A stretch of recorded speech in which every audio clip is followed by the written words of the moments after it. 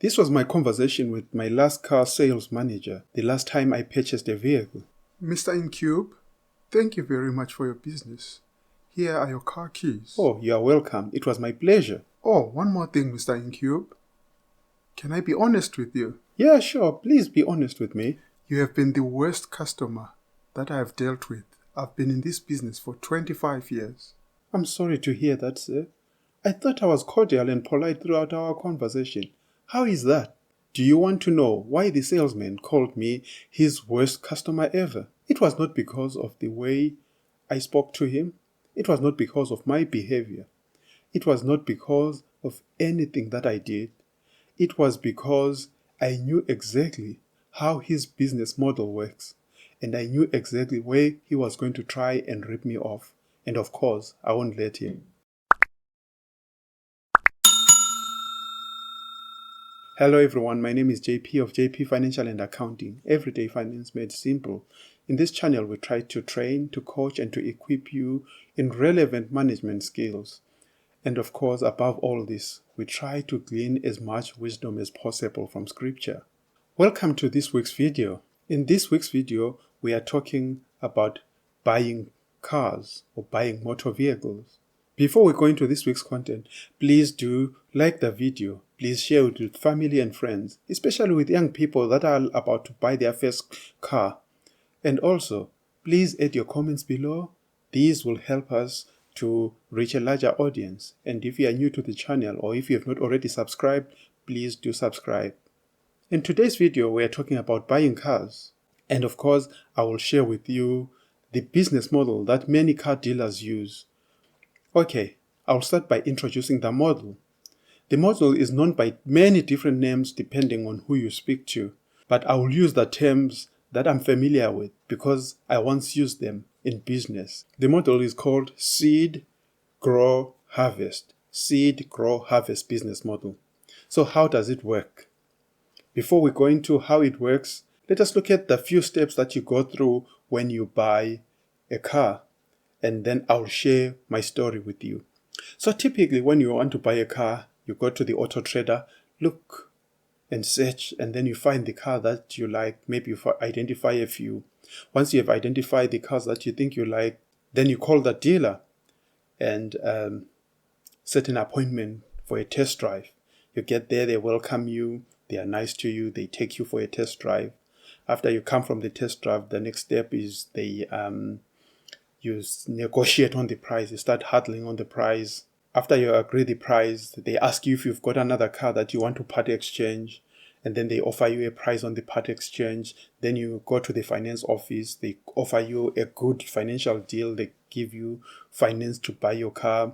After this, they add extended warranty to the deal, followed by a service package. And then after this, they offer you gap insurance. And then you spend a few hours reading through text that you don't understand. Maybe glancing through is the more appropriate term. And then after this, you shake hands, deal done. They give you the keys and you drive home. That's what happens. So now remember the model: seed, grow, harvest. Seed, grow, harvest. So as we go through these steps and I tell my story, you will see where the seed is planted, where they grow the seed, and how they harvest from your transaction or from your purchase. Okay, so as most of you do, I also went to the auto trader, identified the car that I thought I was interested in, called them, and of course we went for a test drive. When we came back from a test drive, started huddling over the price. We negotiated, we went to and fro, and finally we agreed the price. This is the stage which they call seed. What is he doing there? He is planting the seed. His goal, remember, the end goal is harvest. So he's planting the seed. So at this stage, your salesman is not aggressive. He's willing to negotiate. He knows this. You can always check the internet and get a comparable price for the car that he's offering you. So he knows that he can't be too aggressive. Firstly, because he knows that you can check the price. Secondly, he wants to plant the seed at this stage. So he's not overly aggressive.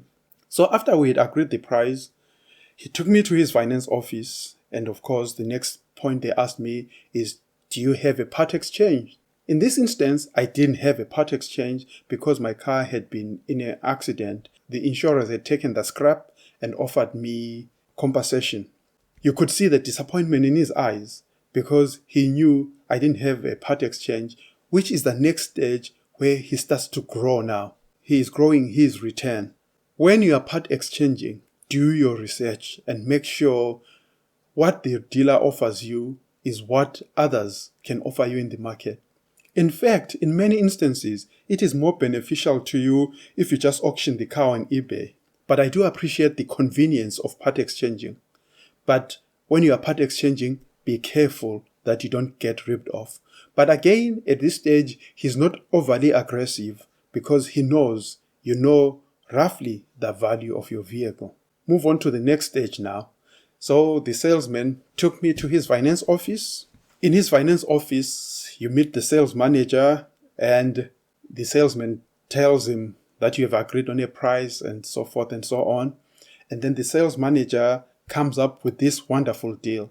Typically, when you are buying a used car, the interest rate that he offers you on the finance deal is between 7 and 12%. That's the range.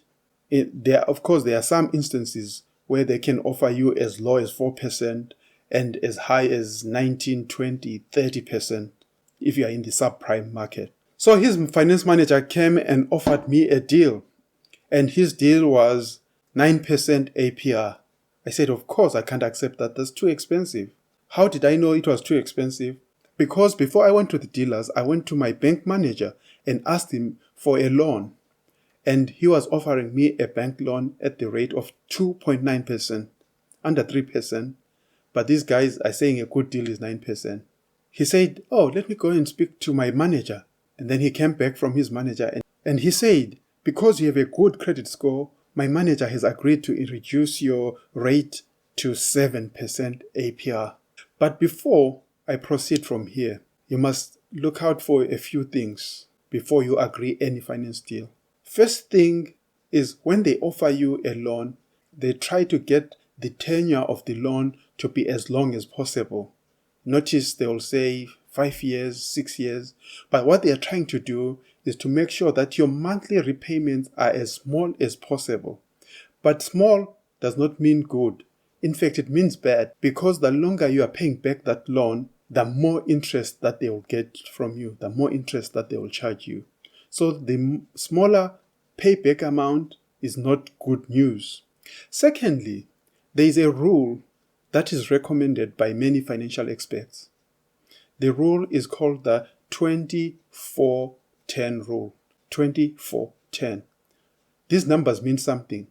20 means when you are buying a car on finance, make sure you have a minimum 20% deposit.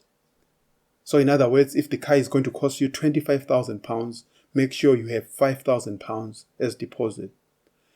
The 4 means do not pay back the loan in any period that is longer than 4 years.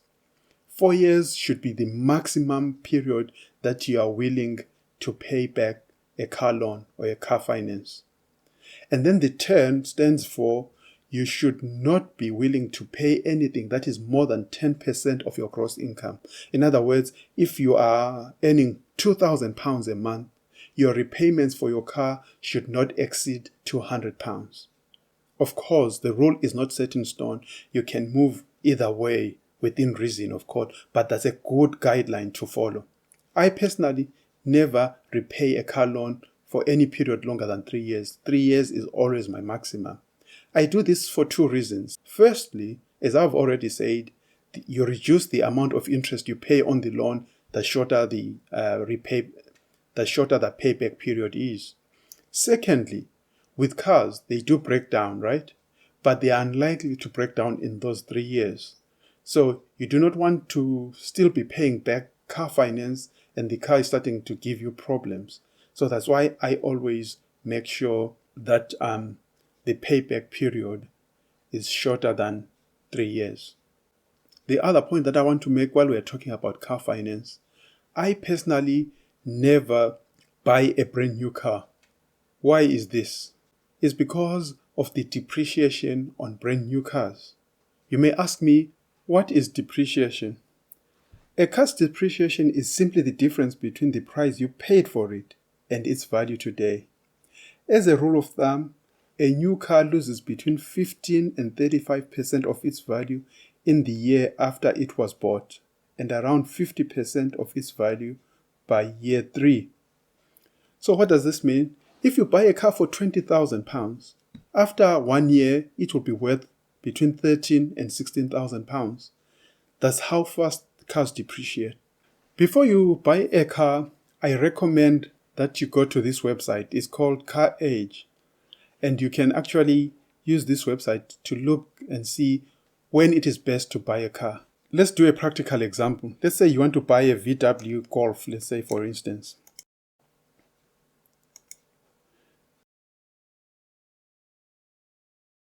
This is the depreciation curve for a Golf.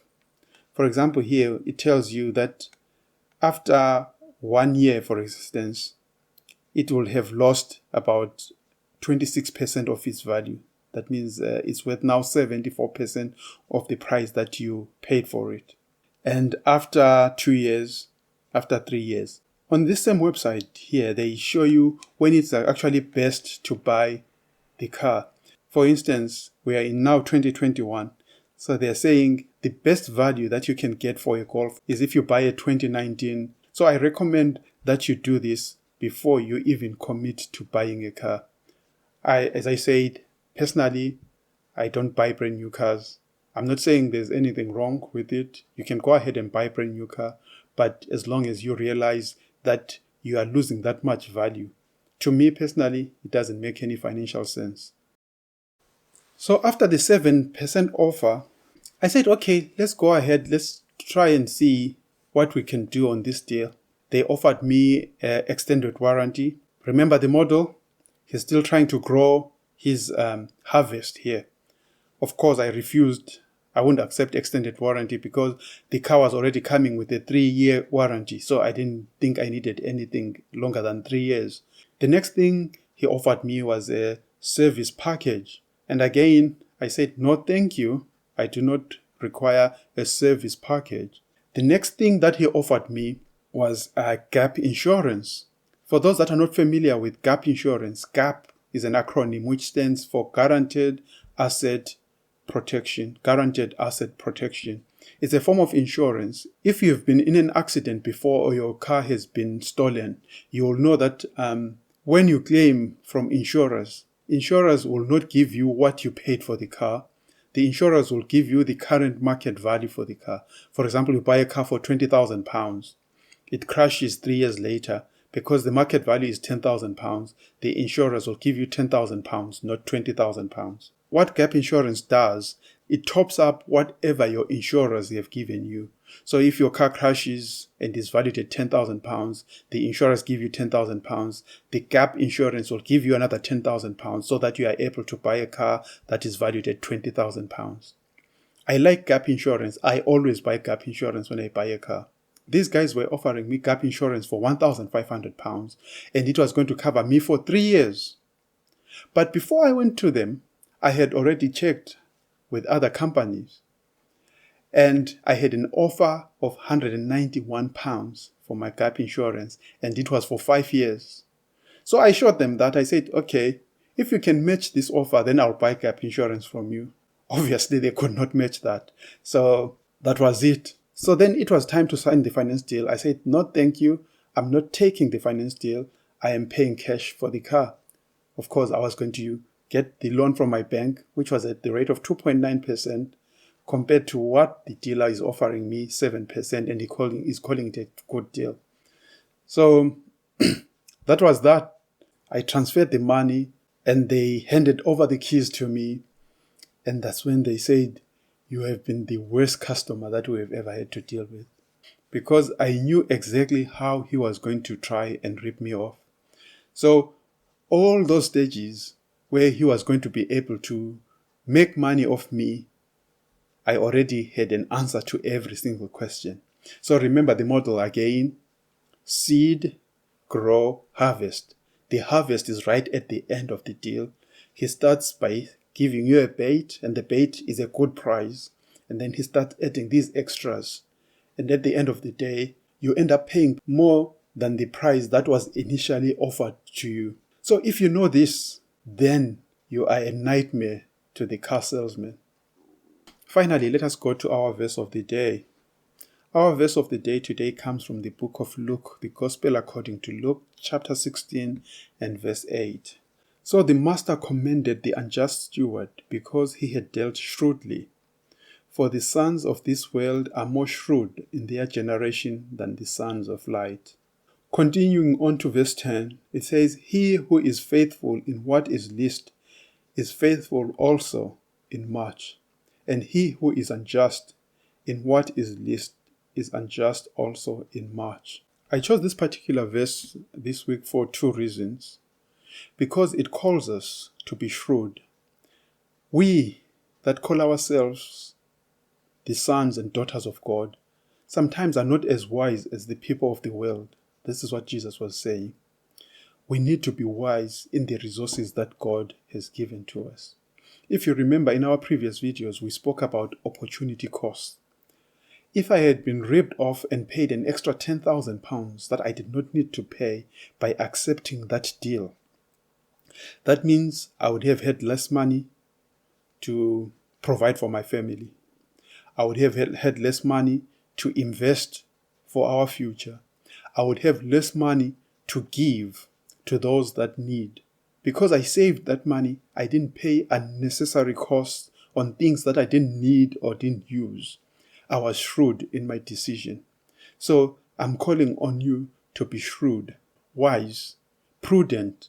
Look out for these things in your daily dealings. This is not just limited to purchasing cars, but the same principles work in many other spheres. And finally, it says, He who is faithful in what is least is also faithful in much. So we are being called to, in the little things of life, let us be faithful. Let us make sure that we are faithful in the little things that God has entrusted to us. Psalm 24 verse 1 makes it clear that we are stewards. Everything that we see on earth, everything that we have in our possession is not really ours. The verse says, the earth is the Lord's and the fullness thereof.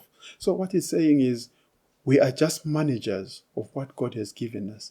We need to be faithful in the least that God has given us. Then we'll be given more to manage. But if you're wasting money because you're not wise, then why do you expect God to give you even more? So that you waste it. God is not going to do that. Thank you for watching this video. I hope you have enjoyed it and that it has been useful and that it will help you when you make your purchasing decision next time, that you will be shrewd. Please like the video, add your comments below, share with family, friends, and also if you are new to the channel, please do subscribe. Bye for now. God bless.